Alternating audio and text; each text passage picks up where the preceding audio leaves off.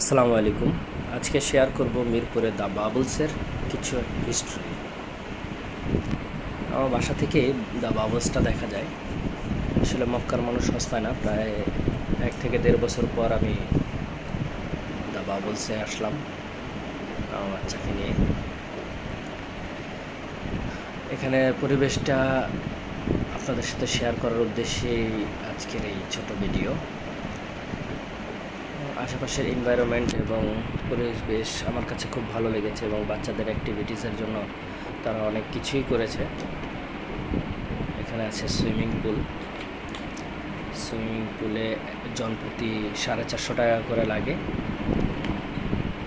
1 ঘন্টা হয়তো কিছু কম বেশি সময় তারা দিয়ে থাকে এবং পুরো রুফটপের যে আর্কিটেক্ট ভিউটা আমার কাছে ভালোই লেগেছে। বিশেষ করে প্লে জোনটা ফুটবল খেলার জন্য অনেক সময় অনেকে অফিসিয়ালভাবে এই জিনিসটা রেন্ট নিয়ে থাকে।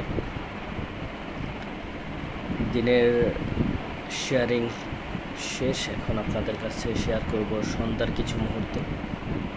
সন্ধ্যার সময় অনেক লাইটিং আয়োজন তারা করেছে এবং আমার কাছে বেশ ভালো লেগেছে তাদের ইন্টেরিয়রগুলো।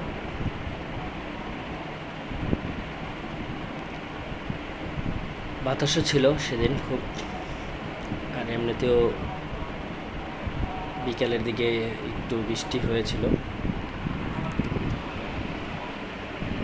এখন আপনাদের সাথে শেয়ার করব বাচ্চাদের খেলাধুলার যে জোনটা। আলহামদুলিল্লাহ আমার বাচ্চাটা ভালোই এনজয় করেছে। এখানে অনেক বাচ্চারাই আছে তাদের সাথে।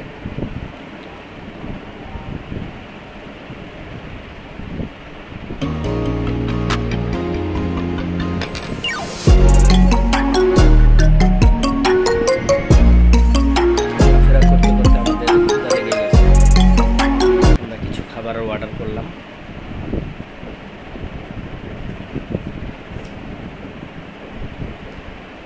খাবারের দামগুলো একটু বেশি হলেও আমার কাছে খাবারের মান এবং খাবারগুলো খুব মজা লেগেছে। তো যে ফুটবল প্লে গ্রাউন্ডটা করেছে তারা, এটার দৃশ্যটা আপনাদের সাথে শেয়ার করতেছি। আমার কাছে এটা খুব ভালো লেগেছে এবং রাতের সুইমিং পুল।